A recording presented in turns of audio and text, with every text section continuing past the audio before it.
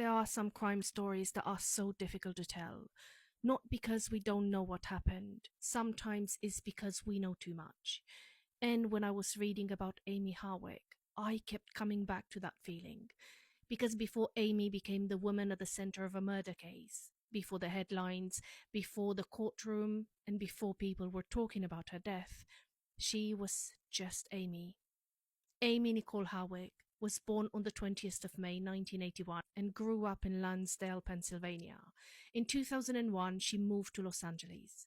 And her life there took a number of different turns. She worked as a model and had other creative interests, but she also pursued something that would become incredibly important to her: psychology and human sexuality. She earned an undergraduate degree from California Polytechnic State University, a master's degree in clinical psychology from Pepperdine University, and a doctorate in human sexuality from the Institute for Advanced Study of Human Sexuality. She eventually became a licensed marriage and family therapist, and she wasn't somebody who only wanted to talk about relationships from a distance. She worked with people. She wrote about relationships and sexuality, and in 2014, she published the New Sex Bible for Women. She also appeared in media and created podcasts and other projects.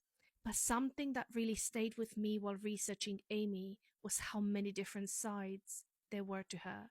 She wasn't just the therapist. She wasn't just the author. She had creative interests. She loved horror movies. She collected unusual pieces of taxidermy. She photographed people, and she created an online networking group called Foxy Feminists.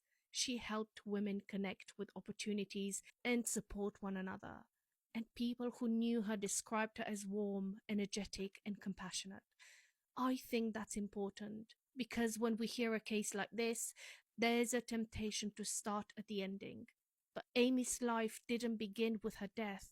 She had spent almost 4 decades becoming the person she was. And she was 38 years old when that life was taken from her. Now, this is where the story becomes much more difficult. Amy had previously been in a relationship with Gareth Pershouse.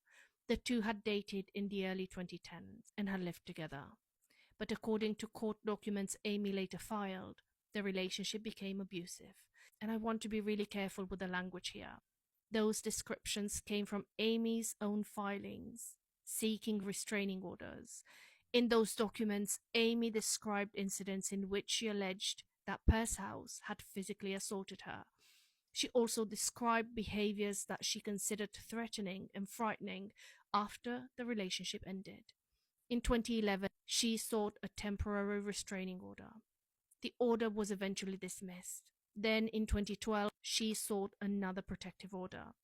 That time, a judge granted an order requiring Pershouse to stay away from her and refrain from contacting her. That order ultimately expired in 2015. And this part of the story is difficult to sit with, because Amy had already taken steps to protect herself. She had gone to court, she had asked for help, and for several years, there was a legal order keeping her former partner away from her. But the years passed.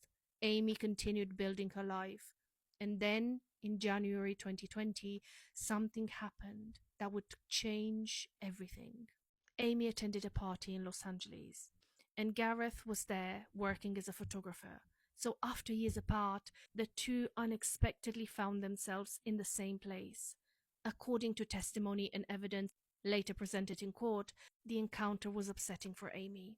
And after that meeting, Pershouse attempted to contact her. Amy told friends that she was frightened. She took precautions. She looked into improving security around her home. She ordered pepper spray. She had her locks checked. And importantly, she shared her phone location with a close friend. There's something incredibly human about that. Imagine being frightened by someone from your past. You don't know exactly what they're going to do. You don't necessarily know whether the fear you're feeling is going to turn into something worse. So you do the practical things. You check the locks. You tell somebody where you are. You make a plan. You try to convince yourself that maybe you're being overly cautious. And yet, according to people close to Amy, she was genuinely afraid. One friend later recalled Amy saying that if something happened to her, Pershouse was the person she believed to be responsible. And that sentence is heartbreaking when you know what happened next. It was Valentine's Day. Amy spent part of that evening with friends, and sometimes during the night she returned to her Hollywood Hills home. What happened inside that house was later reconstructed through police investigation, forensic evidence, and testimony at trial. Police received a 911 call at approximately 1:16 in the morning. The caller was Amy's roommate, who reported hearing a woman screaming. When officers arrived, Amy was found beneath the third-floor balcony. She was alive, but critically injured. She was taken to hospital, but she died from her injuries.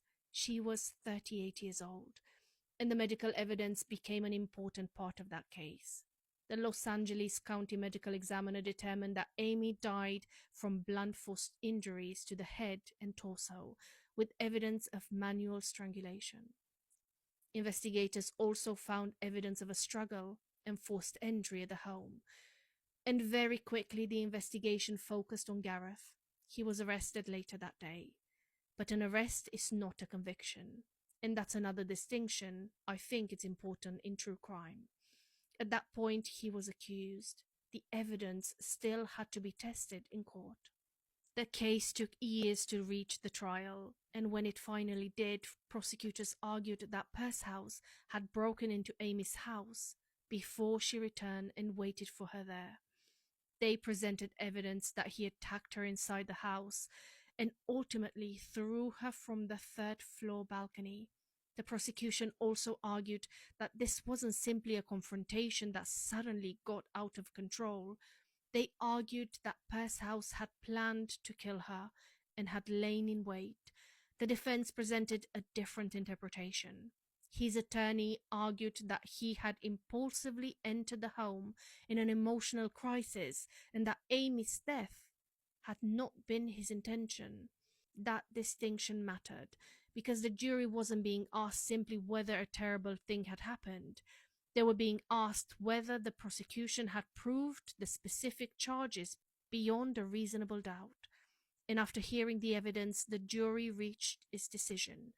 On the 28th of September 2023, Gareth Pershouse was found guilty of first-degree murder. The jury also found him guilty of first-degree residential burglary and found true the special circumstance allegation of lying in wait. The verdict matters because whatever explanation had been offered during the trial, the jury ultimately found the prosecution's case proven to the required legal standard. On the 6th of December 2023, Pershouse was sentenced to life in prison without the possibility of parole.